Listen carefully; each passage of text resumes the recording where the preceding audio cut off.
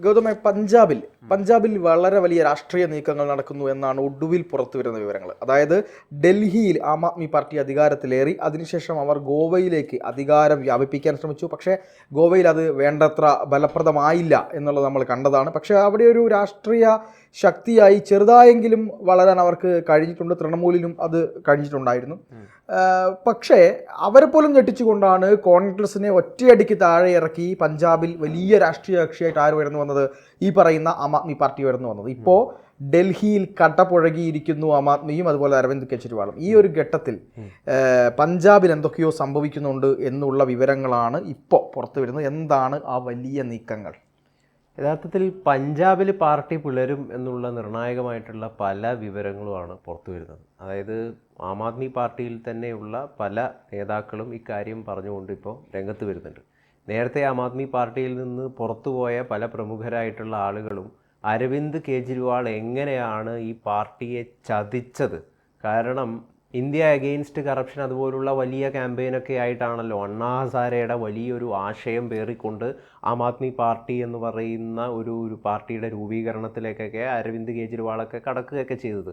പക്ഷേ ഇതിനെ മുഴുവൻ വഞ്ചിച്ചുകൊണ്ടുള്ളൊരു പ്രവർത്തനമായിരുന്നു 2015 ശേഷം ആം ആദ്മി പാർട്ടിയുടെ ഭാഗത്തു നിന്നും അതോടൊപ്പം തന്നെ അരവിന്ദ് കെജ്രിവാളിൻ്റെ ഭാഗത്തു നിന്നും നമുക്ക് കാണാനിടയായിട്ടുള്ള കാര്യങ്ങൾ. അതിൻ്റെ ഭാഗമായിട്ട് തന്നെ ഇയാൾക്കെതിരെ, ഈ അരവിന്ദ് കെജ്രിവാളിനെതിരെ താനൊന്ന് നന്നാവും അരവിന്ദ് കെജ്രിവാളെ എന്ന് പറഞ്ഞുകൊണ്ട് ഈ പാർട്ടിക്കുള്ളിൽ നിന്ന് തന്നെ പടപൊരുതിയ പല ആളുകളും പുറത്തു പോകുന്ന നിരവധി സാഹചര്യങ്ങളും നമ്മൾ കണ്ടിട്ടുണ്ട്. ഈ പ്രശാന്ത് ഭൂഷണെ പോലുള്ള ആളുകളൊക്കെ അത്തരത്തിലുള്ള ഒരു ആളാണ്. അദ്ദേഹം ഒരു തുറന്ന കത്ത് തന്നെ ഈ അരവിന്ദ് കെജ്രിവാളിന് എഴുതിയിട്ടുണ്ട്, എന്തൊക്കെ പ്രശ്നങ്ങളാണ് ഈ കെജ്രിവാളിന് ഉള്ളത് എന്ന് പറഞ്ഞുകൊണ്ട്. ആ കത്തൊക്കെ ഇപ്പം വലിയ രീതിയിൽ വൈറലായിക്കൊണ്ടിരിക്കുകയാണ്. ഇതിനിടയിലാണ് ഇപ്പോൾ ഇനി ആകെ പാർട്ടിക്ക് അധികാരമുള്ള ഈ പഞ്ചാബും കൂടി കൈപ്പിടിയിൽ നിന്ന് പോകാൻ വേണ്ടി പോവുകയാണ്. അവിടെ ബി ജെ പി അവിടെ വരാൻ വേണ്ടിയിട്ടുള്ള സാധ്യതയുണ്ട് എന്നാണ് ഉയർന്നു കേൾക്കുന്നത്. ഇതിനുള്ള പ്രധാനപ്പെട്ടുള്ള ഒരു കാരണം എന്താണെന്ന് വെച്ച് കഴിഞ്ഞാൽ, ഇപ്പോൾ ഈ കഴിഞ്ഞ ഡൽഹി തെരഞ്ഞെടുപ്പിൽ സിഖ് വോട്ടേഴ്സിനെ വലിയ രീതിയിൽ ബി ജെ പിക്ക് സ്വാധീനിക്കാൻ വേണ്ടിയിട്ട് സാധിച്ചിട്ടുണ്ട്.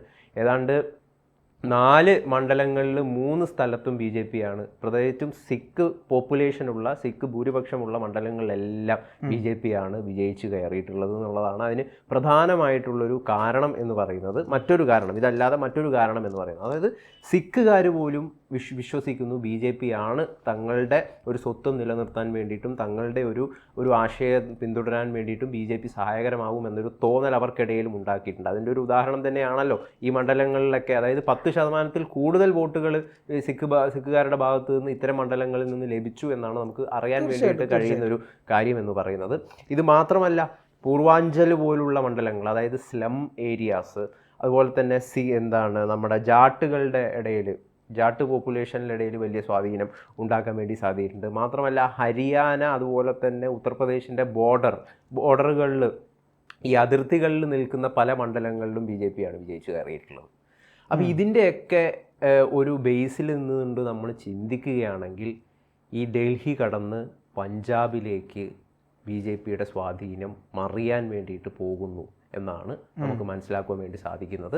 അതായത് ആപ്പിൻ്റെ ഈ ഒരു തകർച്ച ഡൽഹിയിലെ തകർച്ച മാത്രമല്ല, അത് പഞ്ചാബിലെ തകർച്ചയെ കൂടി, തകരാൻ പോകുന്ന ഒരു സത്യാവസ്ഥയെ കൂടി വെളിപ്പെടുത്തുന്ന ഒരു കാര്യമാണ്. അതെ, ഇത്രയും കാലം പഞ്ചാബ് ഭരിച്ചുകൊണ്ടിരുന്ന കോൺഗ്രസിലെ അതിപ്രധാനമായൊരു നേതാവ്, അതിപ്രധാന വ്യക്തിയായിട്ടുള്ളൊരു നേതാവ്, ആ നേതാവ് തന്നെയാണ് പറയുന്നത്.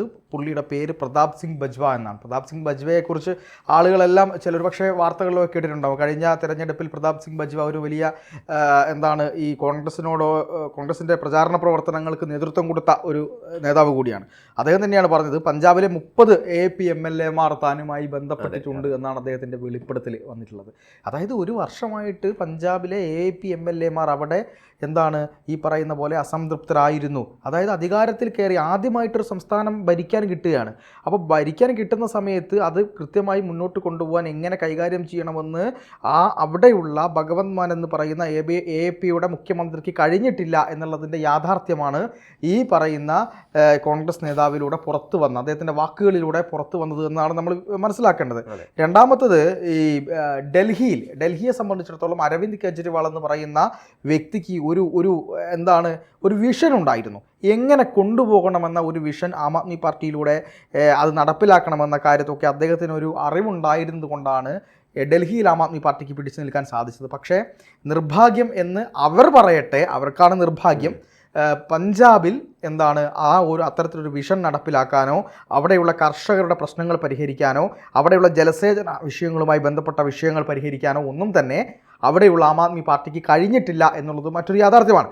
ഡൽഹിയുമായി ബന്ധപ്പെട്ട് ഡൽഹിയിലെ പ്രശ്നം, അതായത് ഇത് ഈ മാലിന്യ പ്രശ്നം പോലെ തന്നെ ഏറ്റവും പ്രധാനപ്പെട്ട ഒരു വിഷയമാണ് അവിടുത്തെ പരിസ്ഥിതി മലിനീകരണം അഥവാ വായു, ഓക്സിജൻ്റെ നിലയടക്കം അങ്ങേയറ്റം താഴേക്ക് പോവുകയും ഗുണനിലവാരമില്ലാത്ത വായു ശ്വസിച്ച് മാരക രോഗങ്ങൾക്ക് അടിമപ്പെടേണ്ട ഒരവസ്ഥയിലേക്ക് ഡൽഹിയിലെ ആളുകൾ പോവുകയും ചെയ്യുന്നുണ്ടായിരുന്നു. ഇതിന് കാരണമായി പറയുന്നത് ഹരിയാനയിലെയും അതുപോലെ തന്നെ ഈ പറയുന്ന പഞ്ചാബിലെ ഉൾപ്പെടെയുള്ള കർഷകർ ഈ പറയുന്ന നെല്ലും ഗോതമ്പും ഒക്കെ ഉണ്ടാക്കിയതിന് ശേഷം അതിൻ്റെ കറ്റ കൂട്ടിയിട്ട് കത്തിച്ച് ആ കാറ്റ് പിന്നെ ഡൽഹിയിലേക്ക് അടിക്കുന്നു എന്നുള്ളതാണ്. ഇത് വേണ്ട രീതിയിലുള്ള നിയന്ത്രണമൊന്നും ഏർപ്പെടുത്തിയില്ല. പക്ഷെ അത് ഫലപ്രദമായി തടയാൻ സുപ്രീം കോടതി പറഞ്ഞിട്ട് പോലും ഭഗവത് മാൻ അത് കേട്ടിരുന്നില്ല. അവിടെ ഒരു കോൺഫ്ലിക്റ്റ് ഉണ്ടായിരുന്നു. രണ്ട് ഭാഗത്തും ഭരിക്കുന്ന ആം ആദ്മിയാണ്. ഡൽഹിയിലെ ജനങ്ങളുടെ ജീവനാണോ വലുത്, ഈ കറ്റ കത്തിക്കലാണോ, ആ കർഷകർക്കൊപ്പം നിൽക്കുകയും വേണം. അങ്ങനെ ഒരു കോൺഫ്ലിക്റ്റിൽ ആര് പെട്ടിരുന്നു? ഈ പറയുന്ന ആം ആദ്മി പാർട്ടി പെട്ടിരുന്നു. അത് രണ്ടും തന്നെ ഇവർക്ക് വലിയ പ്രശ്നം ഉണ്ടാക്കിയിട്ടുണ്ട് എന്നുള്ളതാണ് നമ്മൾ മനസ്സിലാക്കേണ്ടത്. ഒരു വർഷത്തോളമായി AAP-MLA-മാർ തന്നെ ബന്ധപ്പെടുന്നു എന്ന് പറഞ്ഞ ഇദ്ദേഹം പഞ്ചാബ് മുഖ്യമന്ത്രി ഭഗവത് മാൻ BJP-യിൽ ചേർന്നേക്കുമെന്നും കൂടിയുള്ള വെളിപ്പെടുത്തൽ നടത്തിയിട്ടുണ്ട്. അത് വലിയ വെളിപ്പെടുത്തലാണ്, സാധ്യതയുണ്ട്. അതെ, കാരണം ഈ ആം ആദ്മി പാർട്ടിക്ക് വേണ്ടി നിൽക്കുകയും കോൺഗ്രസിനെ നിന്ന് പുറത്ത് വന്ന് കോൺഗ്രസിനോട് പോരടിച്ച് കോൺഗ്രസിനെ ഇല്ലാതാക്കി അവിടെ ഒറ്റയടിക്ക് ഒരു സർക്കാരിനെ ഉണ്ടാക്കിയ ഭഗവത് മാന് പക്ഷേ ആം ആദ്മി പാർട്ടിയെപ്പോലെ ഒരു പാർട്ടിയുടെ പിന്തുണയോടുകൂടി പഞ്ചാബിൻ്റെ വികസനത്തിന് സാധ്യമല്ല എന്ന് തിരിച്ചറിഞ്ഞുകൊണ്ട് ഈ ഒരു പരാജയം കൂടിയായപ്പോൾ ഈ ഭഗവത് മാനും BJP-യിലേക്ക് പോകുന്നു എന്ന വെളിപ്പെടുത്തൽ വരുമ്പോൾ യഥാർത്ഥത്തിൽ BJP ആണ് എല്ലാ കാര്യങ്ങൾക്കും അപ്പുറത്തേക്ക് ഒരു സ്റ്റേറ്റിനെ നയിച്ചു കൊണ്ടുപോകാൻ കഴിവുള്ള പവർഫുൾ രാഷ്ട്രീയ പാർട്ടി എന്നുള്ളത് മനസ്സിലാക്കിയിരിക്കുന്നു. ഭഗവത് മാൻ അടക്കം മനസ്സിലാക്കിയിരിക്കുന്നു എന്ന് വേണം നമ്മൾ നേരത്തെ തന്നെ ഈ ആം ആദ്മി പാർട്ടിയുടെ അകത്ത് തന്നെ, പഞ്ചാബിൻ്റെ അകത്ത് തന്നെ ഒരുപാട് തരത്തിലുമുള്ള അപശബ്ദങ്ങളൊക്കെ കേട്ടു തുടങ്ങിയിട്ടുണ്ട് പല വിഷയങ്ങളിൽ. ഇപ്പം നമ്മളിപ്പോൾ ഡൽഹിയിൽ സിറ്റിംഗ് സീറ്റിലൊക്കെ വിജയിച്ചു വന്ന ഒരുപാട് ആപ്പിൻ്റെ നേതാക്കൾക്ക് ഇത്തവണ സീറ്റ് നൽകിയില്ല. ഈ സീറ്റ് നൽകാത്തതിൻ്റെ ഭാഗമായിട്ട് അവർ പാർട്ടി മാറുന്ന സാഹചര്യമൊക്കെ രൂപപ്പെട്ടിട്ടുണ്ട്. അപ്പോൾ നേരത്തെ തന്നെ അരവിന്ദ് കെജ്രിവാളിൻ്റെ നേതൃത്വത്തിൽ പല നേതാക്കളും അസ്വാരസ്യം പ്രകടിപ്പിച്ചു തുടങ്ങിയിട്ടുണ്ട്. അത് അവർക്കിപ്പോൾ നല്ലൊരു അവസരമായി മാറിയിരിക്കുകയാണ് ഈ തോൽവി എന്ന് പറയുന്നത്. കാരണം ഏറ്റവും മികച്ച ഒരു പാർട്ടിയിലേക്ക്, ഏറ്റവും സ്റ്റേബിളായിട്ട് നിലനിൽക്കുന്ന ഒരു പാർട്ടിയിലേക്ക് അവർക്ക് പോകാനുള്ള, ചേക്കേറാനുള്ള ഒരു സാധ്യതയാണ് യഥാർത്ഥത്തിൽ ഡൽഹിയിലെ ഈ തോൽവി കൊണ്ടെത്തിച്ചിരിക്കുന്നത്. തീർച്ചയായിട്ടും.